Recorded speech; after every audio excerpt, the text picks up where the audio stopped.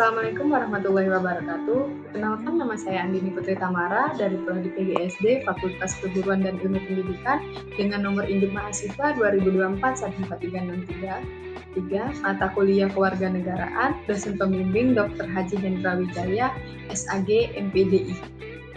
Baik, pada presentasi kali ini kita akan mempresentasikan tentang bela negara dan ada 3 subpokok bahasan. Yang pertama adalah landasan yuridis bela, yang kedua ada konsepsi bela negara, dan yang ketiga hak dan kewajiban warga negara dalam bela negara. Jadi kita bahas, apa sih bela negara? Bela negara adalah sebuah konsep yang mencerminkan tekad, sikap, dan perilaku warga negara untuk mempertahankan, melindungi, dan memperjuangkan keutuhan dan kedaulatan negaranya, terutama ketika menghadapi ancaman yang datang dari dalam maupun luar. Berikut adalah pembahasan yang lebih lanjut mengenai subtema yang saya sebutkan. Baik, pada subpokok yang pertama yaitu adalah landasan yuridis bela negara. Landasan yuridis bela negara di Indonesia diatur dalam berbagai peraturan perundang-undang yang memberikan dasar hukum bagi setiap warga negara untuk berpartisipasi dalam upaya bela negara.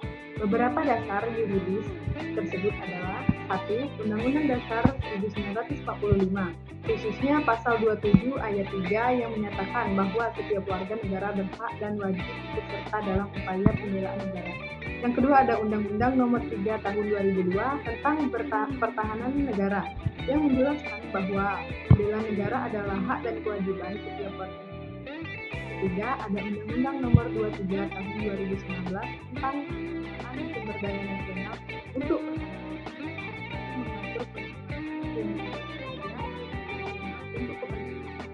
negara.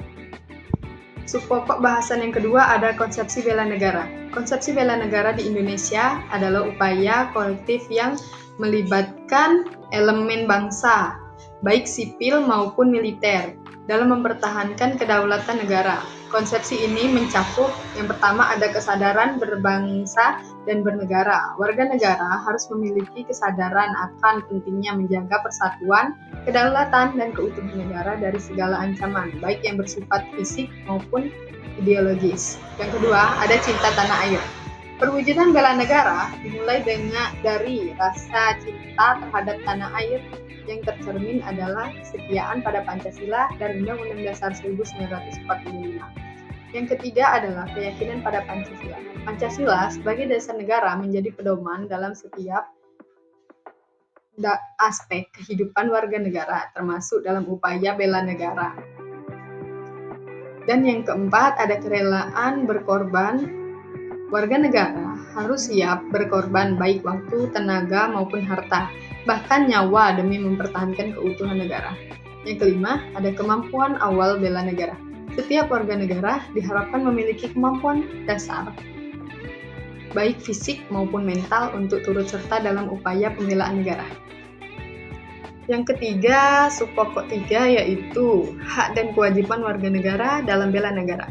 Hak dan kewajiban bela negara merupakan hak yang melekat pada setiap warga negara. Berikut contohnya.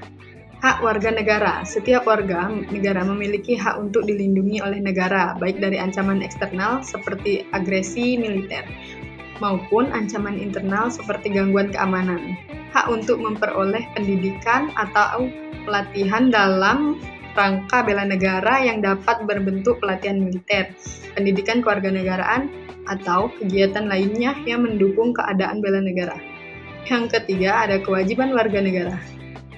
Kewajiban untuk ikut serta dalam upaya bela negara, baik dalam bentuk partisipasi langsung di dalam angkutan bersenjata atau melalui kegiatan-kegiatan sipil yang mendukung pertahanan negara. Selanjutnya ada wajib mematuhi peraturan perundang-undang yang berlaku terkait pertahanan negara, termasuk kewajiban mengikuti pendidikan dan latihan bela negara yang jika diperlukan. Yang terakhir ada menjaga kedaulatan, keamanan, dan ketertiban negara dengan cara aktif dalam kegiatan sosial yang mendukung pertahanan nasional, seperti gotong royong dan kegiatan kepemudaan yang membangun solidaritas nasional. Jadi saya akan menjelaskan kesimpulannya. Kesimpulannya adalah bela negara adalah kewajiban moral dan hukum setiap warga negara yang berakar pada landasan yuridis, konsepsi yang berorientasi pada cinta tanah air dan kesadaran nasional, serta hak dan kewajiban yang saling berkaitan. Landasan yuridis memberikan kerangka hukum untuk bela negara, sementara konsepsi bela negara mendorong sifat patriotisme dan kesadaran akan pentingnya persatuan bangsa. Setiap warga negara tidak hanya berhak untuk dilindungi oleh negara, tetapi juga memiliki kewajiban untuk berkontribusi dalam menjaga dan mempertahankan kedaulatan serta keutuhan bangsa, baik melalui partisipasi langsung maupun melalui aktivitas yang mendukung pertahanan nasional.